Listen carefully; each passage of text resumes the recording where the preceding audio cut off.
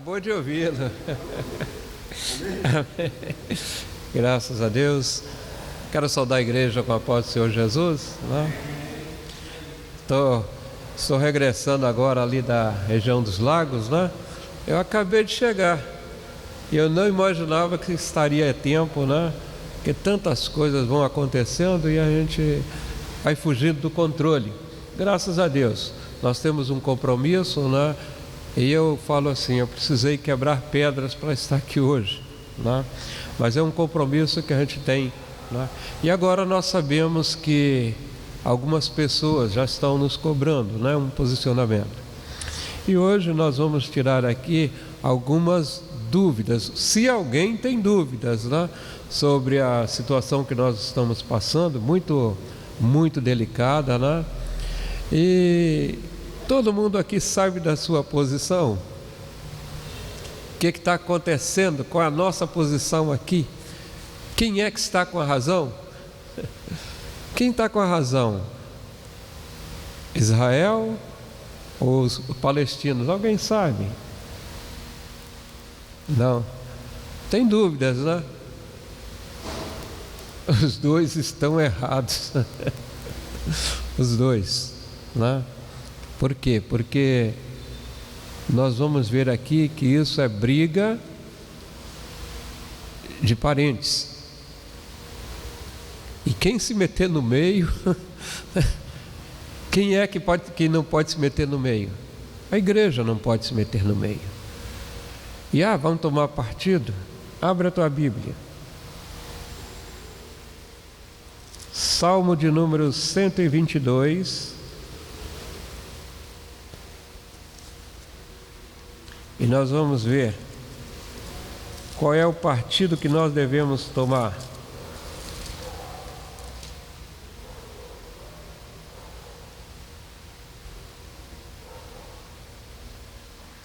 Versículo de número 6. Salmo 122, versículo de número 6.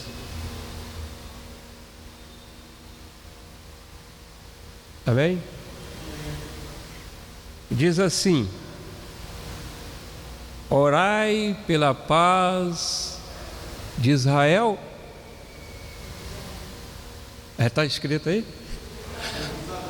Orai pela paz de Jerusalém. Prosperarão aqueles que te amam. Amém? Tomai assento. Deveria ser orai por Israel, né? Por que está Jerusalém? Às vezes eu estou procurando algum lugar aqui, né? Mas nós devemos orar por todas as nações. Todas. A nossa oração é por todos os homens. É claro, né, que vai chegar uma hora que o Senhor falou, opa, por isso daí pare de orar. Tem situações que Deus manda nós pararmos de orar, porque já chegou num ponto. E aqui está dizendo, orai pela paz em Jerusalém. Nós vamos dar uma passeada para saber disso. Gênesis, capítulo de número 28.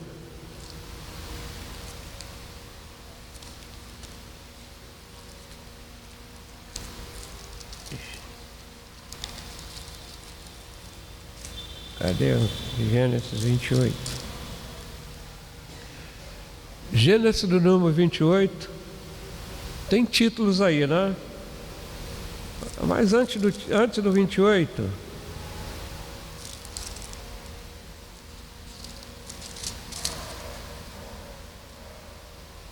nascimento de Esaú e Jacó.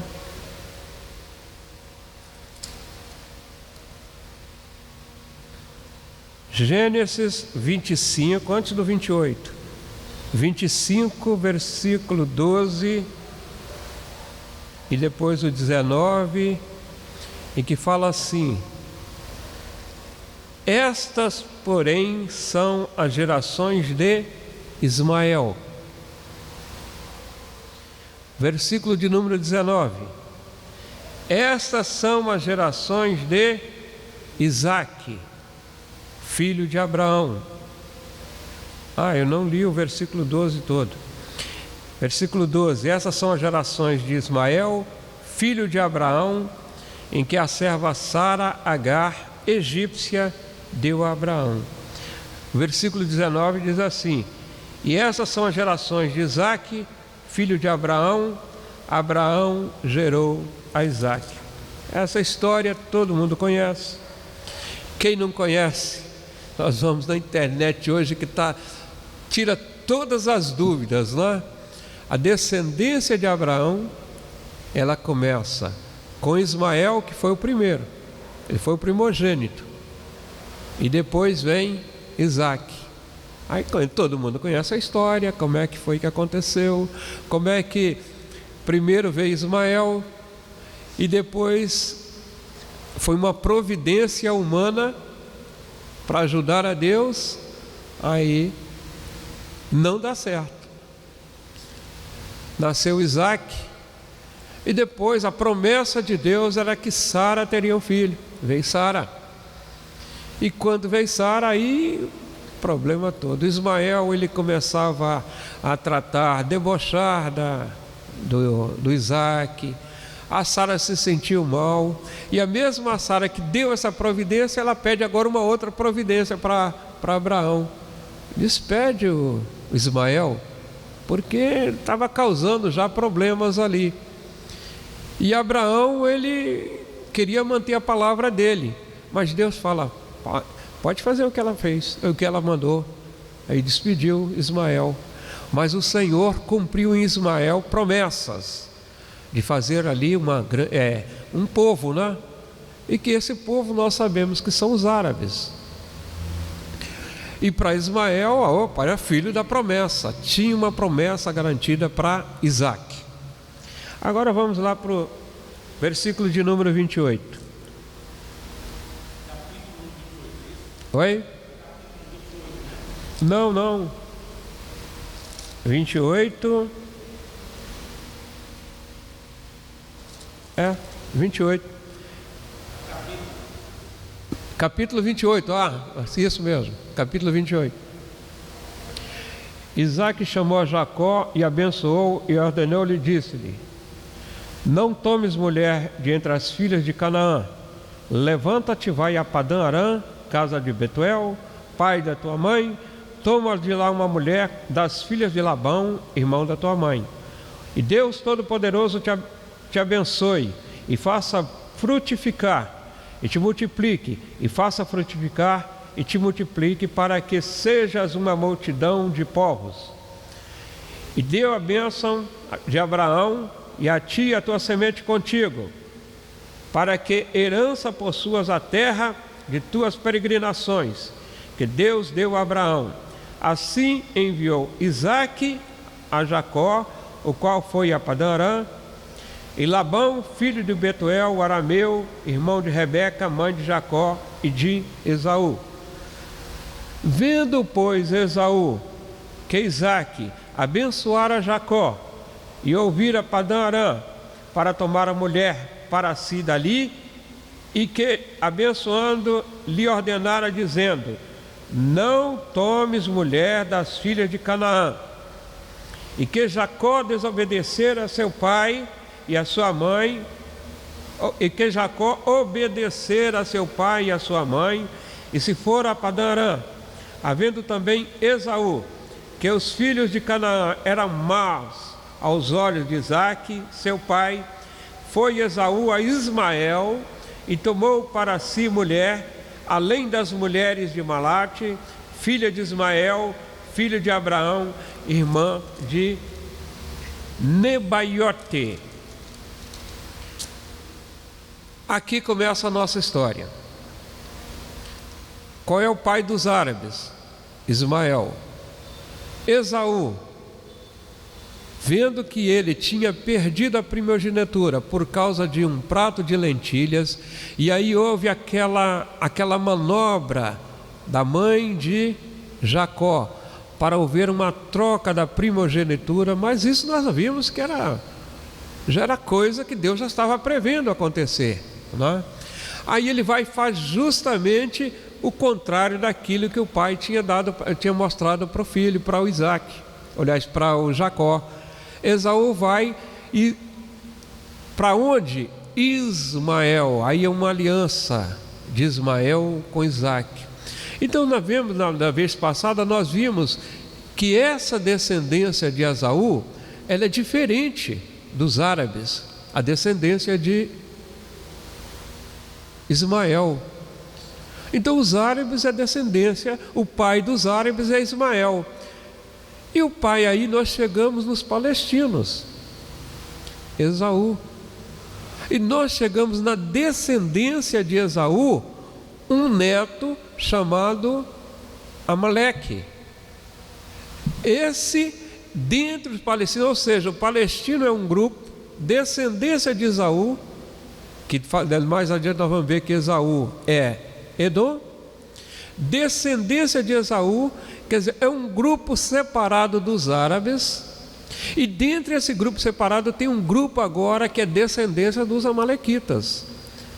É esse o povo que Deus pediu para exterminar. Lá, nós já vimos, nos capítulos anteriores nós vimos essa sequência, né, de como é que vai dar no Amaleque, e que Deus manda a ordem que Deus dá para Saul para exterminar todo aquele povo. E Saul acaba pegando os despojos, né, que era normal se fazer quando se ganhava uma guerra, né, pegava os despojos da guerra, ou seja, aproveitava o máximo de que tinha de bom ali, né, e ele poupa também o rei. Então isso foi mal aos olhos do Senhor. Então foi dar, e deu nesse grupo que nós temos hoje dentro os árabes. Por que eu quero falar isso aqui agora? É que toda essa ocupação de Israel, quando ela foi acontecer agora, quando Israel volta a ocupar a terra de origem, nós vamos ver que o árabe mesmo, ele não aceita o palestino. Qual é o exemplo que a gente vê agora, nos dias de hoje? A gente vê esse seguinte exemplo: a faixa de Gaza, onde habitam esses palestinos, que tem esse grupo, que é liderado por um grupo radical, que é o Hamas, né? Esse grupo, essa faixa que está ali, está cercada, ela é cercada pelo mar e é cercada por Israel. E tem uma faixa, onde eles estão, acho que agora é chamada faixa de Gaza. Qual é o país que tem fronteira com a faixa de Gaza? O Egito. O Egito quer abrir a porta para o palestino? Quer ou não? Está acompanhando os noticiários? Eles estão sendo empurrados do norte de Gaza, porque Israel está atacando o norte de Gaza, está empurrando para o sul. E lá no sul, a fronteira do sul é o Egito. O Egito não quer abrir a porta para o palestino. A Jordânia, nós já vimos que a Jordânia é a maioria de palestinos. Mas esse grupo radical, e quando eu falo grupo radical do Hamas, eu estou falando de todos eles, o grupo radical. Tem o Fatah, né, da área da Cisjordânia, que também é um grupo radical. Tem o Hezbollah, que é no Líbano, só que o Líbano não é país muçulmano, a maioria é católica. Mas esse grupo tem alianças com outros países. E nós vamos ver lá, quando entra nessa conversação toda, que entra o Irã, que é a antiga Pérsia, e que entra o Iraque, que não, por enquanto não se manifestou ainda, né? Mas principalmente o Irã. Por que é que eles apoiam esse grupo chamado Hezbollah? Se eles não são árabes, pertencem ao Oriente Médio, mas não são árabes, é herança da Pérsia, né? Por que é aquele que tem essa ira toda contra Israel? Porque é uma guerra espiritual. Então, Jerusalém, quando está falando do judeu, que ele quer exterminar o judeu, é porque é uma guerra espiritual. Porque quem tem como seu povo o judeu é Deus. E por que quando nós falamos aqui, por que não fala em Israel, mas fala em Jerusalém? Porque Jerusalém é a cidade que o próprio Deus colocou agora como a cidade onde ele habitava, né? E aonde ele vai habitar. Israel, quando for durante o milênio, vai ser o centro do governo do mundo. Israel terrestre. E por que agora nós temos que fazer? É por isso que nós falamos assim, qual é a nossa posição? A nossa posição como igreja é que nós olhamos aqui, Jerusalém é lugar de adoração de quem? Do judeu, é lugar de adoração do cristão, é lugar de adoração do muçulmano. Por que é lugar de adoração do muçulmano? Se olha, quando nós olhamos para trás, não tinha nada a ver Jerusalém com o muçulmano. É porque o inimigo sabe que se ele, para reinar toda a terra, ele precisa reinar principalmente em Jerusalém.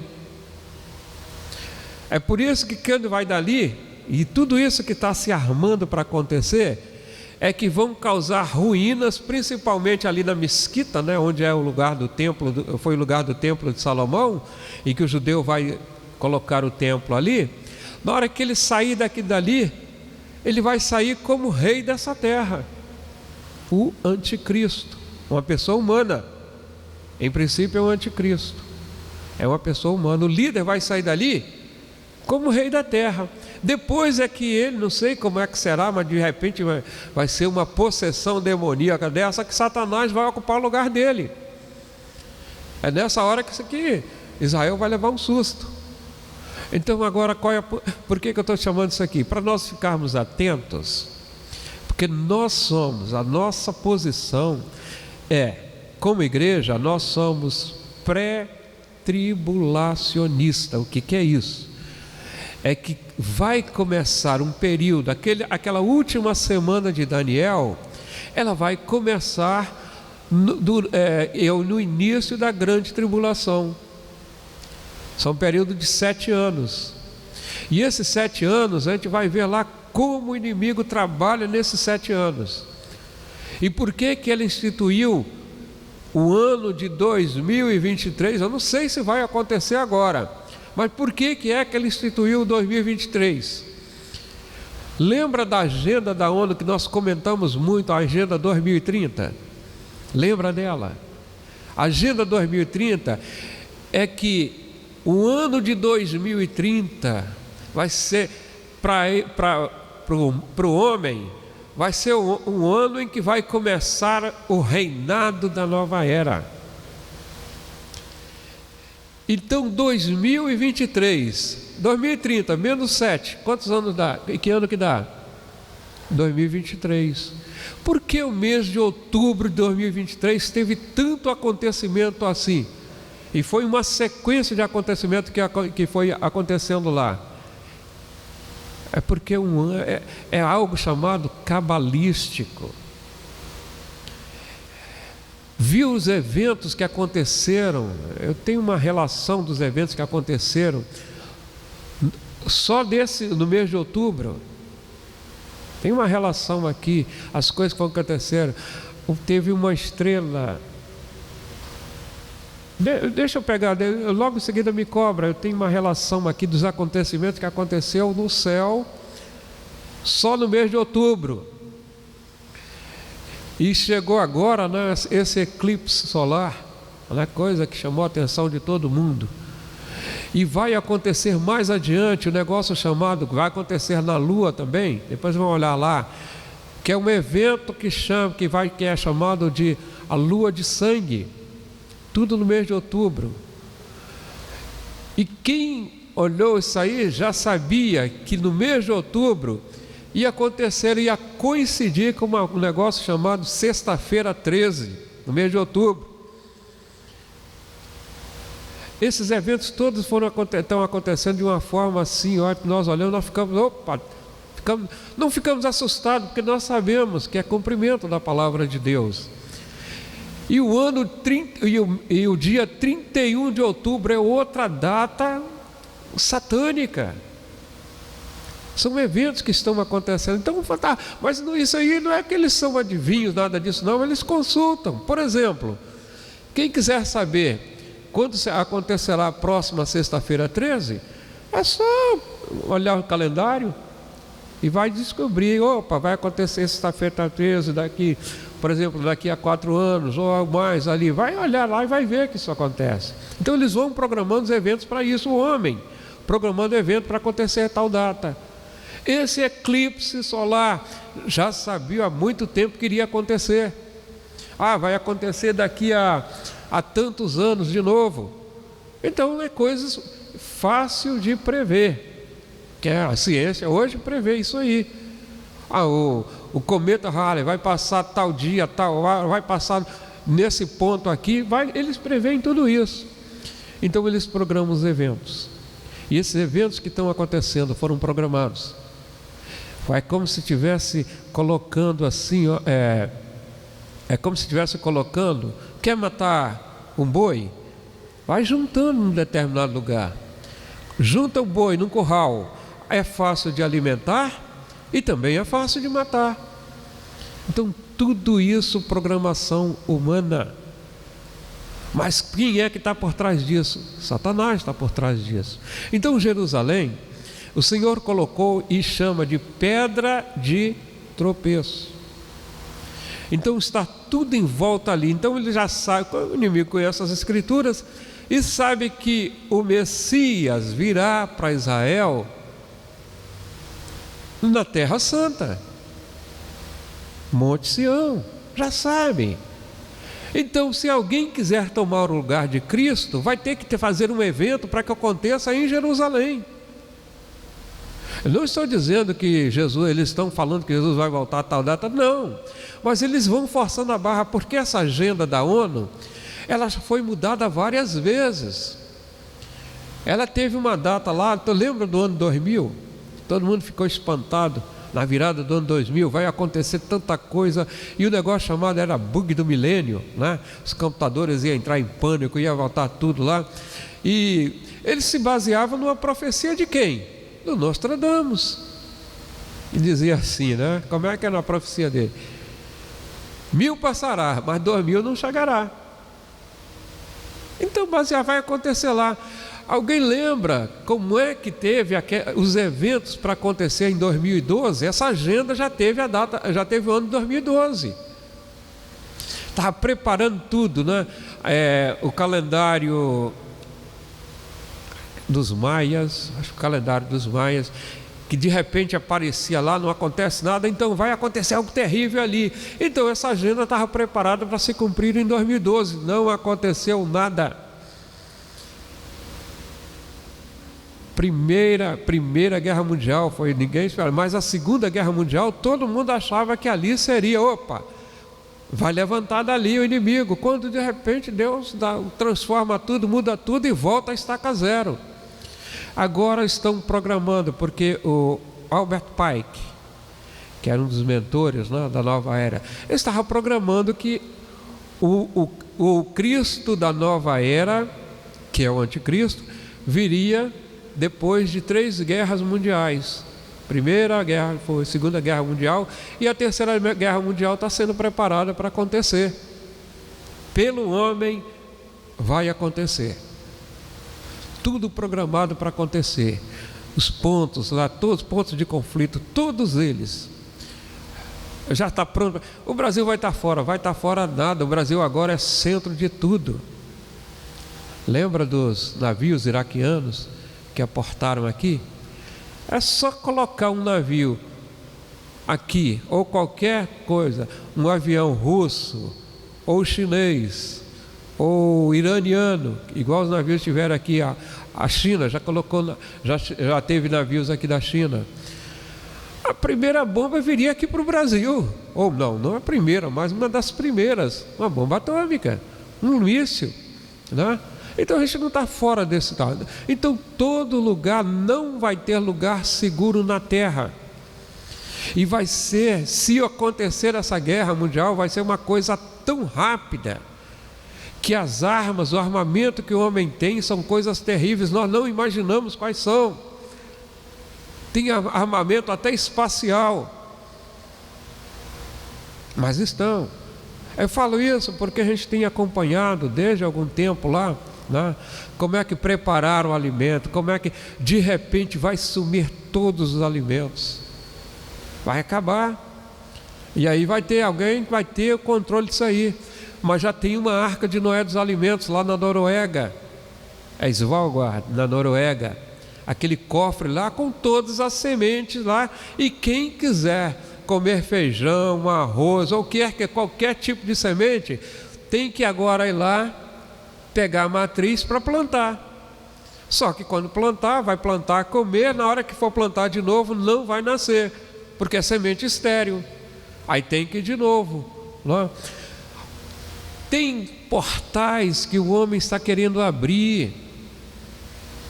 O CERN, lá na França, já ouviu falar do CERN? É um acelerador de partícula que eles estão querendo é destruir a Terra. Tanta coisa ruim, mas tanta coisa ruim que já está acontecendo lá. Os armamentos acabam com a humanidade em 2 tempos. Aí nós olhamos, o que o Senhor fala? Dias abreviados. Se esses dias não fossem abreviados, nenhuma carne se salvaria. Lembra disso? Está lembrado dessas palavras? Se não for nenhuma carne se salvaria. Então, dias abreviados. Então vai ser, quando acontecer, vai ser algo rápido. Estão programando, está fazendo lá. Agora, é por isso que eu quero chamar agora a nossa atenção da igreja. O que nós devemos fazer nessa hora? Fazer tudo aquilo que nós estamos fazendo. Não pensa mudar de uma hora para outra, não. Lá, está fazendo a coisa aí, está em paz consigo mesmo, continua fazendo. Está trabalhando para o Senhor, continua trabalhando. Está louvando ao Senhor, continua louvando. Está dobrando o joelho para orar, continua orando. É assim, não muda nada. Porque foi nessa posição que o Senhor nos colocou. Agora eu quero trazer um exemplo. Missão. Missionário. Será que na Palestina tem missionários? Certamente tem. Se o missionário, nessa hora de escapar dali, avião para escape, o missionário que pegar o avião para sair dali, está tirando a mão do arado. Fiel até a morte. Porque se ele sair da posição que ele está, o Senhor providencia outro. De repente um de nós fala assim: olha, Deus está me tocando para ir para a Palestina. Mas para quê? Para pegar para o palestino e para pegar para o judeu. Porque o judeu sem Cristo não se salva. Ele precisa agora ouvir a palavra, aceitar Jesus. O palestino, por pior que seja, se ele aceitar Jesus, ele se salva.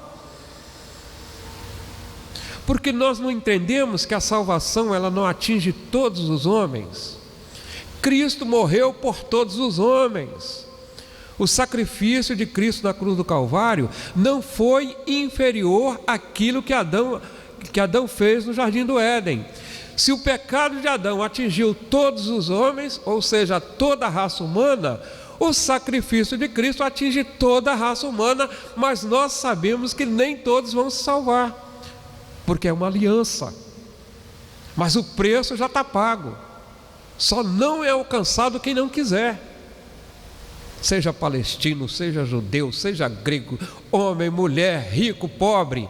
O sacrifício de Cristo na cruz do Calvário atinge a qualquer um que se arrepender e aceitar o sacrifício de Cristo. Às vezes nós queremos tomar posição, e principalmente quando vê aquelas cenas horríveis, a gente pensa em tomar posição, merece isso, merece aquilo, merece salvação se arrepender. Quem morreu, por mais inocente que seja, se aceitou Jesus, está salvo. Se não, essa é uma morte que tem que se lamentar.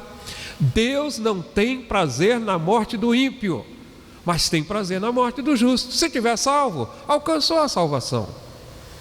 É por isso que, quando eu estou falando agora de Jerusalém, diferença entre Jerusalém e Israel, não é a mesma coisa. É porque Jerusalém é a cidade que o Senhor instituiu como cidade santa. Israel, enquanto durar o tempo da graça, Israel está fora. Deus vai voltar a tratar com Israel, porque tem um plano.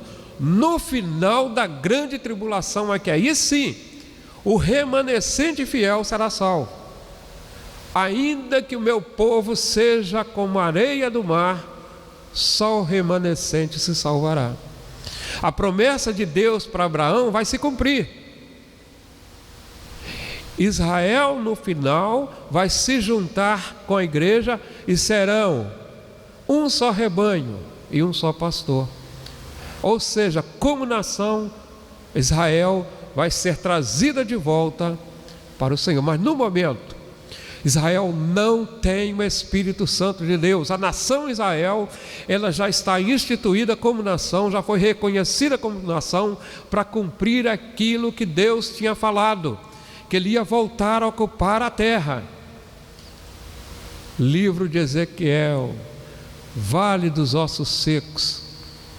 Ou seja, voltou agora a sentar. Mas tinha um espírito, o que estava faltando? O espírito. Israel precisa agora voltar a ter o Espírito de Deus. E ele vai ter o Espírito Santo de Deus como nação, quando o Senhor vier para reinar, no final da grande tribulação. E uma outra coisa que nós precisamos estar muito atentos, é que os sinais que nós estamos vendo são sinais para a nação, Israel. Para a igreja não tem sinal. Então o que nós temos que fazer? Nós temos que olhar para a figueira. Olhar para quem? Para Israel. Nós olhamos o que está acontecendo. Aí nós estamos olhando, e está acontecendo isso, está acontecendo isso. Porque o Senhor, no momento certo, Ele vai arrebatar a igreja. Mas ninguém sabe qual instante, qual é a hora. Quando começar a grande tribulação, Israel vai saber que, aí ali é que ele vai começar. Ou melhor, nem durante a grande tribulação. Porque olha só, como é que porque nós estamos atentos. Vamos supor, isso aqui agora imaginando. Vamos imaginar. Tudo que está acontecendo agora dá início a uma guerra que nós vemos que uma guerra nuclear é uma guerra que vai eliminar muita gente. Lembra no livro do Apocalipse, quando começa a falar de um terço de vida no mar, que fala que 1/3 dos homens perecerão? O que é 1/3 nos dias de hoje? 2,5 bilhões de vidas ceifadas. É muita gente. 1/3 da população da Terra dá 2,5 bilhões. Cerca de 2,5 bilhões. Então é muita gente. Então vai ser algo devastador. Mas então o que eu estava imaginando aqui, se começar agora, não sei se vai acontecer. De repente, volta tudo a estaca zero e começa tudo de novo. Recontagem aí para os iluministas, aquele pessoal que acha que tem controle de tudo. Vai voltar da estaca zero. Vamos contar aí, vamos marcar outra data. Não vai ser mais 2030, né? E nem vai ser 2023. Vai ser uma agenda aí, 2050, o que for lá, né? Mas imagina que isso aconteça hoje. Se acontecer hoje, ainda não é a grande tribulação. Por que não? A grande tribulação, ela começa quando Israel assina um acordo com o anticristo. E quem é o anticristo? Por enquanto, não apareceu ainda. Ele ainda não está declaradamente reinando em toda a terra, né? Vai ser no meio desse fogaréu aí, alguém vai se levantar, né? E vai falar assim: olha, eu tenho uma proposta de paz. E essa proposta de paz aí vai dizer isso, entre outras coisas, né? Reinar. Essa pessoa vai reinar. Vão dar o poder para ele, né? Falso profeta, besta, vai dar o poder para o anticristo. O anticristo é um homem, é um líder político. Quando Israel assinar esse acordo, começa a grande tribulação. É isso que caracteriza a apostasia de Israel contra Deus, ele assinando um acordo com o anticristo. E aí tem início. É nessa hora é que a igreja tem que estar pronta para ser arrebatada. Por quê? Porque tem que estar pronta para ser arrebatada, porque nós somos pré-tribulacionistas. Nós acreditamos que não passaremos pela grande tribulação. Assinou o acordo, a igreja não foi arrebatada, prepare-se, aí eu vou passar a ser mesotribulacionista. Eu vou esperar a vinda de Cristo no meio da grande tribulação. Por quê? Começou a grande tribulação e a igreja não subiu. Eu vou esperar agora o mesmo. Lembra daquele relógio que nós estávamos falando? O trem passar meio-dia, seria 11 horas, seria às 13 horas. Então você, a partir de agora, então você mesmo, vou esperar a vinda de Cristo no meio da grande tribulação. Por que no meio da grande tribulação? É o momento em que haverá essa, não sei o que acontecerá, mas esse líder, que é um homem, que é um anticristo, mas é um homem, quem é que vai assumir? Satanás assume o lugar dele, vai se revelar e vai exigir adoração. Agora o templo já estará construído, aquele terceiro templo, né? Ele vai colocar a imagem dele no templo e vai exigir a adoração de todo ser da terra. Lembra da estátua de aquela estátua de Nabucodonosor, né? Que queria que todo mundo adorasse lá assim? E quem é que não vai adorá-lo? Israel.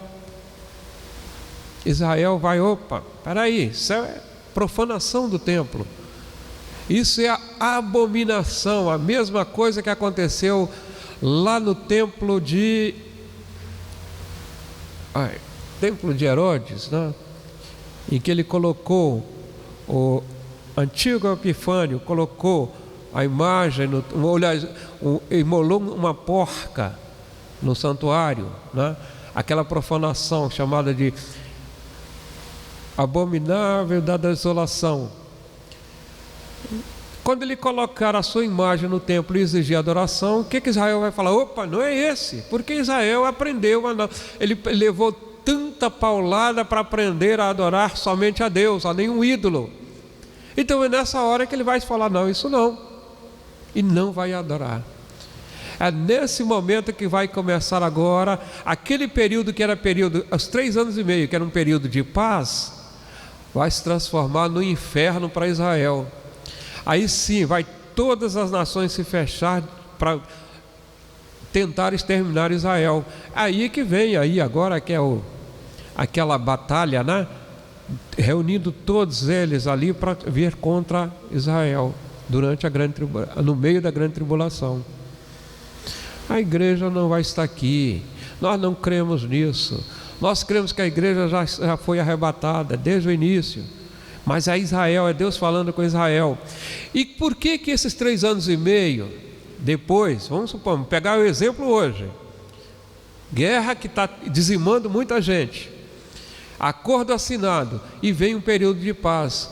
Por que é chamado de grande tribulação? Mesmo sendo paz, é grande tribulação. Grande tribulação porque tudo que acontecer aqui vão ser coisas terríveis. Tudo que nós vemos aqui de abominável, que Deus abomina, que é o início já de tudo isso, vai acontecer, vai ter permissão para fazer coisas. Não gostei de você, vou tirar a tua vida. Eu quero casamento, somente os casamentos é homem com homem, mulher com mulher, casamento com animais, e coisas terríveis, sacrifício de crianças. Mas isso vai estar todo mundo concordando, todo mundo em paz. Por quê? Porque vai ter a marca da bênção, vai estar feliz da vida, né? Num condomínio desse de luxo aí, né? Vai estar acontecendo lá. Mas para quem estiver aqui e que tiver um mínimo de consciência, de temor de Deus, vai estar apavorado com o que está vendo. É essa paz que o inimigo vai dar. E vai fazer, olha, tu vai fazer isso, tira a vida de fulano, vamos fazer um batismo aqui agora. Você vai ter que fazer essas coisas lá, e todo mundo vai fazer rindo, brincando. No último período, essa tribulação vai se apertar para Israel. pessoal vai aqui, o povo vai estar tão feliz com a provisão do anticristo, não é? Que Israel vai ser a pedra de tropeço agora para o que eles estão vivendo. Todo mundo vai se juntar feliz da vida para exterminar Israel. Aí mais 3 anos e meio. No final desses 3 anos e meio, aí sim é que Cristo vem para salvar Israel. Então é assim que vai. Então esse primeiro período de acontecer aqui agora, não vai ser Deus que vai dar o livramento, não. Quem vai dar o livramento vai ser o anticristo, justamente para que Israel faça um acordo com ele. Dessa forma que a coisa vai indo. A igreja vai estar feliz por tudo, porque não vai estar vendo nada disso. Vai voltar com o Senhor para reinar, né? É por isso que eu estou falando aqui agora. Qual é a sua posição diante de Deus hoje? O que você está fazendo? Está feliz com o que está fazendo? Ou sentiu aquele fervor missionário evangelístico? Eu vou pregar agora lá na Rocinha, lá na comunidade mais violenta que tiver, vou entrar no meio de tiroteio. Se tiver com vontade de fazer isso, vai e faça, mas não seja empurrado por ninguém, não. Muitas vezes você está numa posição que Deus te quer. Às vezes você está pregando, ensinando, dobrando o joelho, cuidando disso, cuidando da lei, continua fazendo. Ai do servo fiel quando o Senhor vier, ele estiver fazendo assim.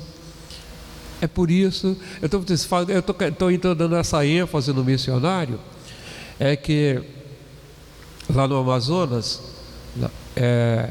foi na época o presidente era o Fernando Henrique, ele igualou o dólar com o real. R$1 valia $1, né? O real tinha uma força muito grande. E aí, uma agência de missionários lá da Inglaterra entrou em contato com a igreja de Manaus, né? Porque lá na África, no país lá, um país que fala portuguesa. Aí, para preparar um missionário de lá para mandar para a África, era um valor muito grande. Então pegava um missionário brasileiro, já falava a língua, já pelo menos a barreira da língua já não tinha a barreira da língua, né? E tinha um salário de $200. Parece pouco, não é? Só que lá o salário mínimo de lá não chegava a $50, e ele ganhava 200.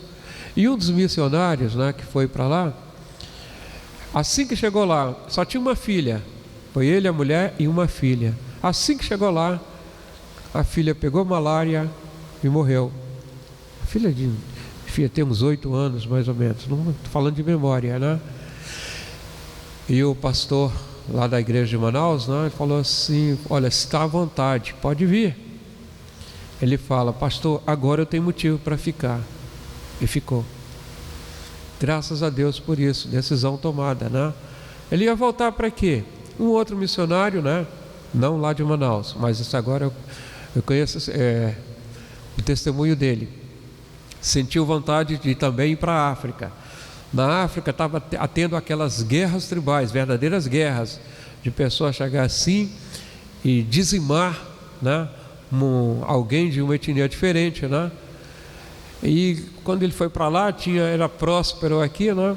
E aí ele sentiu vontade de ir para lá, foi. E todo mundo tentando, rapaz, ele lá está numa verdadeira guerra, o que você vai fazer lá? Ele foi, passou 2 anos lá, e foi chamado de volta, né? Não aconteceu nada com ele.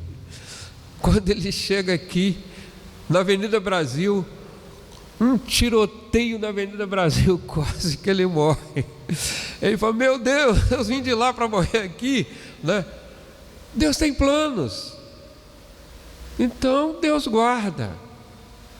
Então aquilo que nós estamos fazendo, continuamos fazendo. Sentiu fervor para ir, vai. Mas não sentiu, vai, não vai na carona de ninguém, não. Continua fazendo, porque Deus tem o lugar certo que Ele nos coloca, aonde, o que nós vamos fazer aqui. O máximo de fervor que nós podemos fazer aqui é de começar agora a entrar nas áreas mais perigosas aqui, porque tem que levar o Evangelho, né? Mas a nossa volta, né? Opa, não ficar na igreja também não, né? Mas começar as áreas aqui. Opa, tem área aqui está assim, ó, a Praça Seca ali está muito difícil, tem áreas aqui difíceis de entrar. Então esse é o fervor que precisa ter. A igreja precisa levantar e caminhar e não se acovardar. Está chegando a nossa hora. Passou o meu tempo, graças a Deus. E eu gostaria de saber o seguinte: alguém tem dúvidas sobre as coisas que estão acontecendo aí? Alguma pergunta, né? Sobre tudo isso que está se passando? Onde é que isso vai dar? Como é que vai acontecer? Eu não sei, mas uma coisa eu sei: o Senhor está à porta. Conforme tem acontecido, eu tinha os textos aqui para colocar, eu não vou colocar não, né? Até porque hoje foi um dia mais de refresco, né? Por causa da viagem, né? Era mais para tirar algumas dúvidas, né? E lembrar, a guerra que está lá, tem a guerra que nós estamos vendo, mas tem o que está oculto, que é muito pior. E o que está oculto nós sabemos, é espiritual. Satanás tem trabalhado e vai continuar, só que ele é o manipulador dos dois lados. Ele é manipulador dos dois lados. Agora a gente está vendo algumas figuras que estavam pelos bastidores começando, né, a aflorar. Mas por quê? Porque ninguém vai ficar enganado. Então nós precisamos orar pela nossa nação e saber uma coisa: o que o governante nosso assinar, nós é que vamos pagar o preço. O palestino, na grande maioria, ele não quer guerra, mas ele está sendo envolvido pela liderança, e essa liderança é manipulada por Satanás. Amém? Alguma pergunta? Amém. Senhor nosso Deus, te louvamos, te bendizemos, te glorificamos, te agradecemos, Senhor, e nós oramos: haja paz em Jerusalém, para que nós possamos viver em paz. Senhor da glória, que a tua vontade soberana esteja, Senhor Jesus, sobre tudo aquilo que está acontecendo. Nós oramos pelas vidas, ó Pai querido, que não se perderam ainda, mas que podem ser salvas de ambos os lados, ó Pai querido. E é por isso que nós oramos e te agradecemos em nome de Jesus. Amém. Graças a Deus. Pastor Sidney.